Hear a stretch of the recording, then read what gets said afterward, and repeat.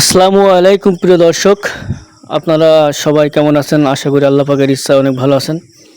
তো আজকে আমি আলোচনা করব আমার এই সোনালী ক্লাসিক মুরগি। আজকে বয়স 60 দিন। তো 60 দিন বয়সে বিক্রি করে দিয়েছি।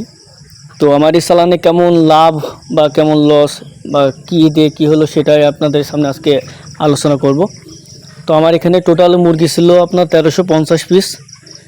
আর এই 1350 পিসের ভিতরে সব মিলিয়ে বিক্রি করতে পেরেছি 1300 পিস। 50 পিস বাচ্চা নষ্ট হয়ে গেছে। তো এই বাচ্চার রেট ছিল 47 টাকা। আর সব মিলে 2 কেজি 300 গ্রাম খাবার খেয়েছে।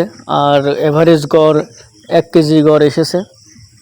তো আমি মুরগিটা বেচতে পেরেছি 235 টাকা। 235 টাকা দরে বিক্রি করেছি। টোটালে খরচ হয়েছিল 2,92,000 টাকা। এখন মুরগি বিক্রি করেছি সব মিলিয়ে 2,89,000 টাকা। আমার এখানে 3,000 টাকা লস হয়েছে।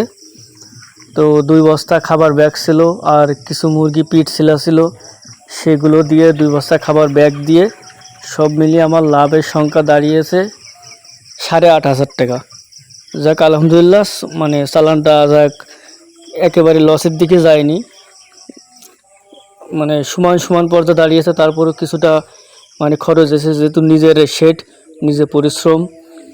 আর সেক্ষেত্রে দেখা যাচ্ছে কারেন্ট বিলটা বা আনুষঙ্গিক কিছু খরচ এইগুলো আর কি হয়েছে। তো যাতে আমি মোটেও অসন্তুষ্ট না। তো সবাই দোয়া করবেন, ভালো থাকবেন। আসসালামু আলাইকুম।